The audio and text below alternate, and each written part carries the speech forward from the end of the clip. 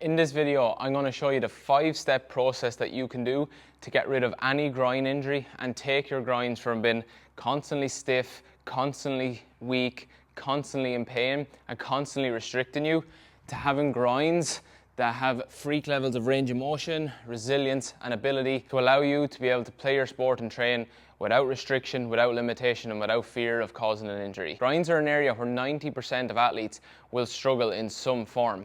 And I struggled with tight, weak groins for years, and it caused me so many issues, particularly on my right side. My right inner groin was constantly tight, was constantly in pain after I would train, and I didn't know how to approach it. I didn't know how to get rid of it, and I didn't know how to actually train my groins in the same way that I could train my other areas, like my quads, like my hamstrings. It wasn't clear to me how I could actually train my groins to make progress and actually resolve the issue. I spent so much time doing things like foam rolling and sitting in frog poses to try and open up some range in my groins, and thinking that the stretching and foam rolling was actually going to make the change that I wanted. But over the past 5 years, I've put together a process where I've compiled all of the things that I've learned that have helped me over that time into one 5-step process that can allow you to actually get from groin injuries, from weak groins, from tight groins, to having freak levels of ability in far less time. And I'm going to present those 5 things to you now. So follow along with this video, follow the process that I'm going to present to you, and I promise that you're going to start seeing rapid improvement and rapid change in not just your groins, but in your hip mobility in general.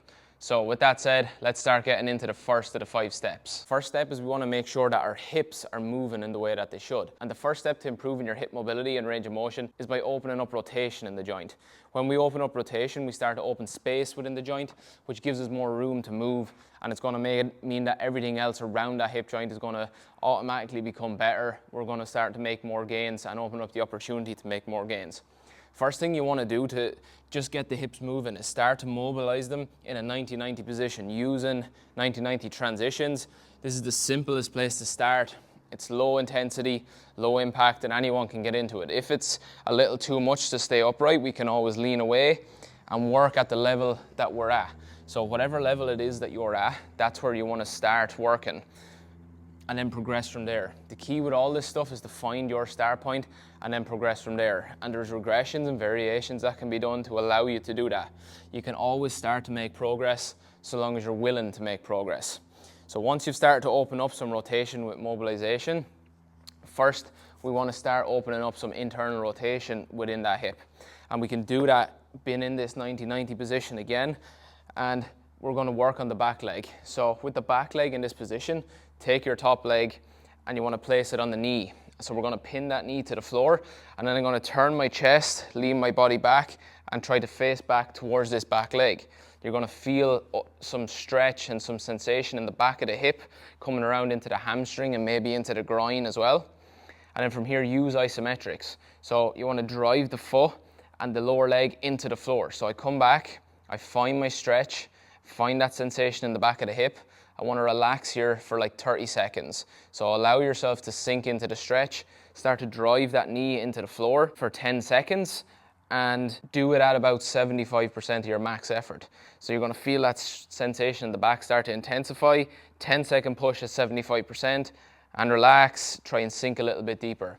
If you sit a lot, this is going to be a game changer for you to start to open up some range of motion within that hip, and it's the first step. You want to pair your internal rotation work with external rotation work, and you can do that using an incline pigeon stretch. So you're going to place your leg on the bench and we'll start to open up and build range of motion and strength in the outside part of the hip. So we're starting to get into external rotation. Again, depending on where you're starting from, if you're particularly limited with your hip mobility, you can elevate the bench at an angle.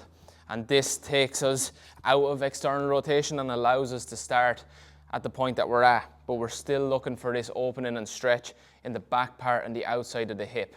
All right? And then as you progress over time, we progress our way down bit by bit. There's no need to rush this. So long as we're on the path and following the correct framework, then results are inevitable. We just need to be consistent. We want to work our way down to this flat bench here. And then this is the goal, is to get strong in this position with perfect form. Keep the chest high, stick the butt back out behind you, and we want to pulse in and out of this position, starting to open up that range in the outside of the hip. That's going to be internal, external rotation, and it's the first step. Step 2 is to get out of any pain that we're in and start to bring healing and activation back to the inner groin and adductor area. And the best way to do this is with short range of motion work. So my favorite way to start is in a side lying position, and we step the top leg over the top like this, and the bottom leg is our working leg. And from here, we're just doing some short range pulses for high repetitions. So we want to work high reps, short range pulses, high frequency, so that we start maximizing blood flow to that area. Blood flow carries nutrients, and nutrients what bring healing to the area, especially if we've had an injury, if we've been dealing with chronic restriction and tightness and stiffness in that area. The blood flow is going to start to open up that range. Doing it in short range motion pulses like this is a very safe way. So even if you've had an injury, you can start by doing high reps, high frequency on a daily basis, and you can do it without risking injury to that area, and it's going to start to stimulate that healing process and repair process. I like to combine the side lying hip adduction pulses with standing hip adduction pulses in this position using a band. So we just want minimum tension on the band, and again we're just working in these short range of motion pulses, and we're starting to bring activation again to that area. The reason I like this is because in the side lying hip adduction, our hip is in a more extended position and we do our pulses, whereas here our hip is in a more flexed position as we're doing the pulses. So it just hits the groin slightly different, and it starts to hit more of that adductor and groin area in the more front part and the back part. So it means that we get proper activation, proper blood flow to the entire area. This step of actually physically repairing any damage that we've had to the groins and getting out of pain is so important. This was the game-changing step for me. Not many people understand this, but pain is going to be the number one limiter to you making progress and resolving the issues that you're trying to resolve. Pain is going to be the thing that stops you from being able to get into these positions where we want to start making range of motion and strength gains, and it's the number one thing that's going to stop you from training consistently. Because if we do this short range work and we bring the healing, that's going to be far more effective than trying to stretch our groins if we've had an injury. Because when we take our groins into this position, it's putting too much tension and load there, and it's too soon. So first is get out of pain, first is bring the healing, and then we start taking it to the next level. Third step is to build strength through range of motion. And if you've got the first two steps right, this is the step that's going to allow you to bust past that plateau that you've been stuck at for years. It's where I was stuck. I couldn't find that breakthrough, and I couldn't find that point where I actually started seeing progress beyond the constant loop that I was stuck in. So building strength through range of motion can be as simple or as complex as you want to make it. I choose to make it simple. So we've got three areas that we want to target the groin from. We've got these rear groin and adductors where it starts to meet the hamstring. We've got the inner groin and adductors down the middle part here and this real inner part of the groin. And we've got the front part of the adductors and groins. And I'm going to show you how to hit all three of those areas and how to progressively do that. First way to start to get into the inner part of the groins and adductors is using a wall groin stretch. This is going to allow us to start to build range of motion over time and use gravity to help us get into deeper positions. So we want to get our hips in against the base of the wall, and we want to lock our legs out straight. From here, you're going to allow gravity to pull your legs down into this position, and you should start to feel the opening come here. If you're new to this, you just want to start by relaxing in this position for anywhere from 60, 90 seconds all the way up to 2 minutes. And you just want to relax, deep breaths into the belly, and then exhale and see if you can just step your foot a little further. You should feel the opening come and allow gravity to do the work and pull your feet towards the ground. As you start to build some range and strength here, you can start to use some dynamic window wipers on the wall. So you want to pull your feet to the top, squeeze the glutes actively to pull you down into this deeper position, and then lift from the groins and start to create a little bit more dynamic range. But the key first is to start to get these legs to come more towards the ground and feel improvements in that range of motion. Reinforce it then with the strength when we pull out of this position. And over time, we can also load our ankles with ankle weights if we want to start to create more and more strength there. So with the wall groin stretch, we start to open up the inner adductors. Then you want to start hitting the front part. This one stretch, this butterfly stretch that I'm going to show you, was an absolute game changer for me. When I started loading this stretch and spending time here, this this completely transformed my adductors. It started to open up the areas where I was tight, where I was constantly experiencing that pain. After about 40 minutes in every single game I would play, I would start to get this chronic darting pain in my inner groins and almost into my hip flexor, but it was this front part of the adductors that was giving me the issues, and this one completely transformed all of that. So I recommend that you get good at this, you start to improve your strength and range in this. If you're limited in this position, use your hands. So we want to push down with the hands, and then we want to resist with the hands and squeeze back up by activating the inner adductors here, and this front part of the adductors in particular. So you're just going to pulse in this position, go to your end range, lift back out of it, and just provide some resistance with the hands. And then slowly work your way and your strength and your range over time. The goal is to start getting these knees closer to the ground. If you're starting here, that's fine. You can elevate the hips with a yoga block too if you find it's hard to get into this position sitting on the ground. But the key at the start is progressing with the hands over time, or even the elbows. If we're very limited, we can use the elbows. But use these pulses, resist with the hands, but allow the legs to win. Start to just activate those groins in the lengthened position. That's what's going to give us the range. You can also, another thing that worked really well for me at the start was to get to this bottom position, whatever that is for you. Find your end range, resist with the hands, don't allow the hands to move, and now start to squeeze. So we're trying to pull our legs this way, but we're allowing our hands to block it, and you're going to feel the activation on all the stretched tissue here in the front part of the adductors. And these isometrics can be extremely powerful to start to make rapid gains in progress. The next step then, once you've actually started to establish a little bit of gains in range of motion, is start loading it with dumbbells. So we're going to place the dumbbells on the tops of the legs and start at a light load. Don't rush this. With all these strength and long range exercises, the groins and adductors are a very sensitive area, so we don't want to overload them too quickly and cause an injury. Just start progressing over time. Find your start point, be patient with the process, and be consistent. This process and this 5-step framework is proven to work, so be consistent. So start to load it with weights, and we want to slowly start working our way where we're getting our knees pretty close to the ground and we're able to lift the weights from that bottom position. So again, it's the same pulses. We want to allow the weights pull us into an end range, and then we want to contract and be strong out of that end range. That's what reinforces the strength through range. That's what teaches your brain to be strong at longer and longer ranges, and that's what makes the gains stick. That's what makes you resilient. That's the thing that means you don't have to stretch every single day and deal with chronic stiffness. Strength is the key, and doing it through length is the thing that's going to unlock freak levels of ability and range of motion and resilience to injury when you're on the pitch and when you're training. So now we've hit the inner groins, we've hit the front part of the adductors and groins. Now we want to start hitting more of this back part of the adductors and groins. The best place for you to start, no matter where you're at, is with a seated good morning. So you can use the seated good morning and start where you're at using a bench and dumbbells. And from here, the key form points that you want to focus on to get the most from this and really lock in the stretch in this rear part of the adductors and into the hamstrings is to make sure that your ankles are in front of your knees. If we have our ankles stacked directly under my knees or behind, we're not going to lock in that stretch where we want it. So we want to make sure that our knees are opened out. We have our toes pointed out at about 30 degrees. So a similar stance to a squat, wider than hip width, toes pointing slightly out. You want to make sure that you keep your chest high and lead with your belly button. You want to make sure that your belly button is guiding the way and the chest stays high. We don't want to lead with our head because we want to lock the stretch in the rear part. You're going to take your dumbbells, maintaining a nice flat back. You're going to slowly come down. From here, you're going to feel that length and opening in the rear groins and adductors.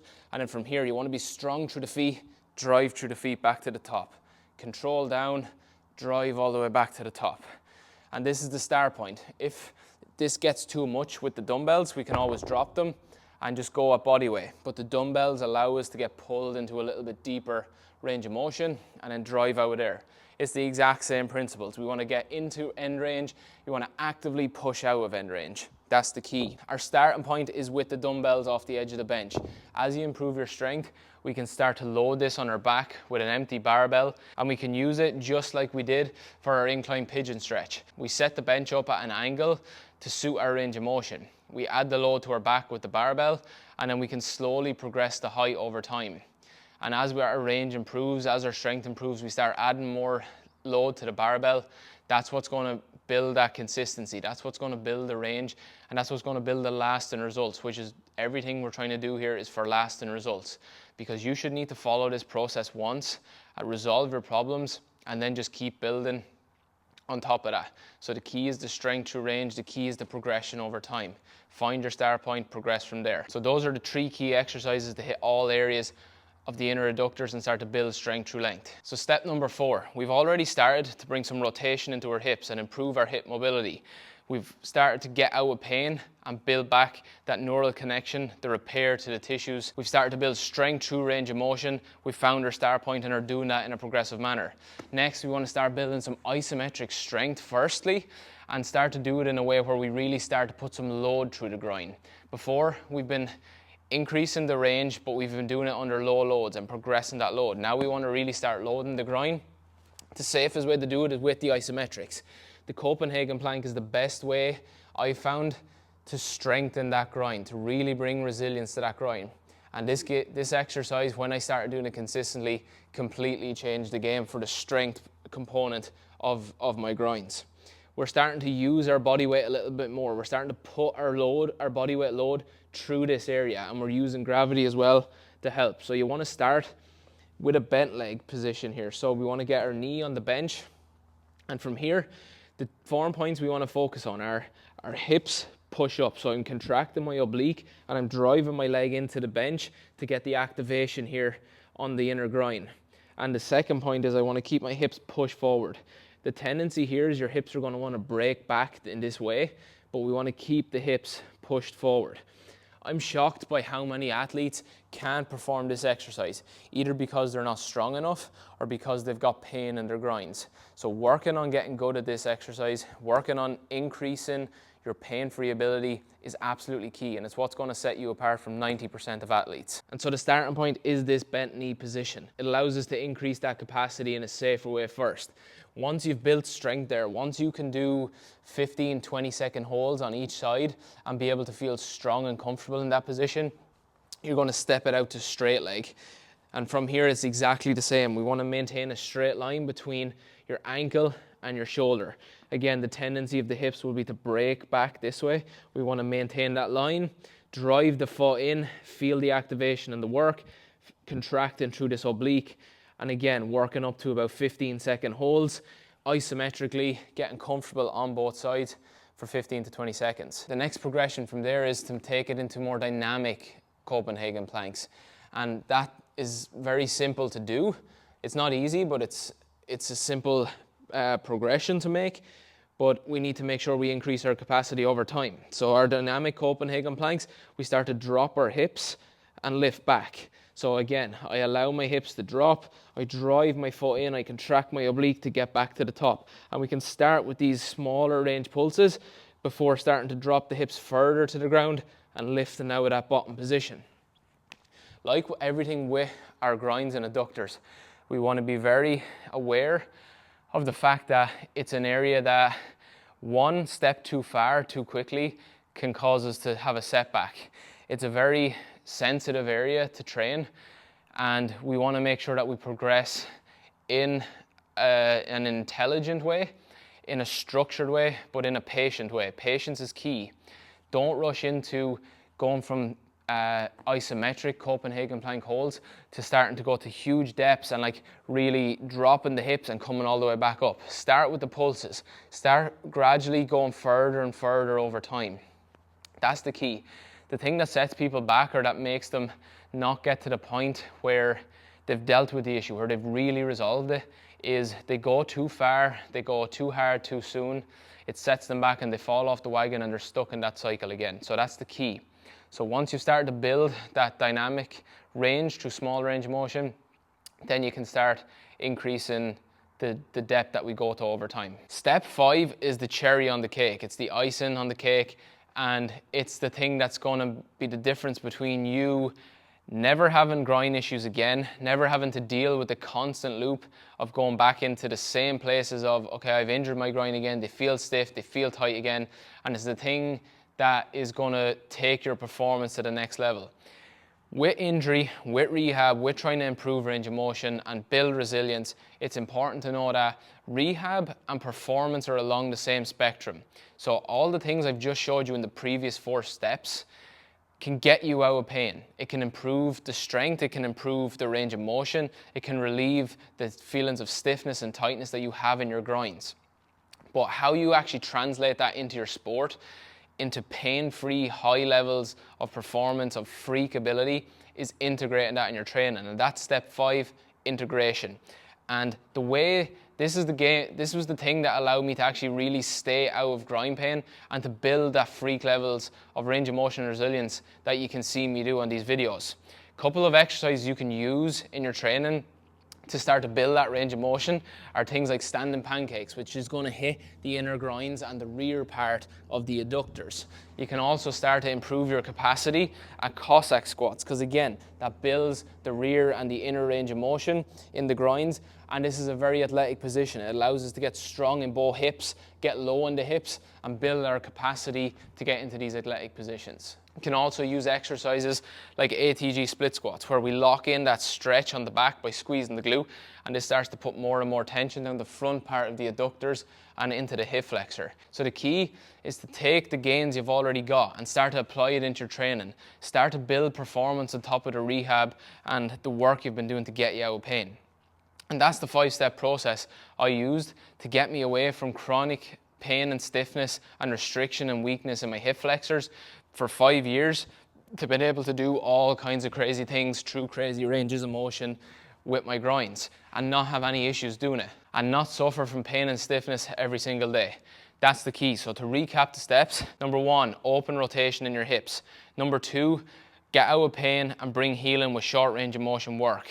Number 3, build strength through range of motion in the 3 key areas of the adductors. Number 4 is to start building real strength within that groin, using something like Copenhagen planks. And then number 5 is to start to integrate the range and the work you've been doing into your training, using exercises that start to challenge that range and improve your performance, so that you can take the work you've been doing for rehab and for getting out of pain and building resilience directly into your performance on the pitch. And you can do that by following these 5 steps. It's a proven process that works.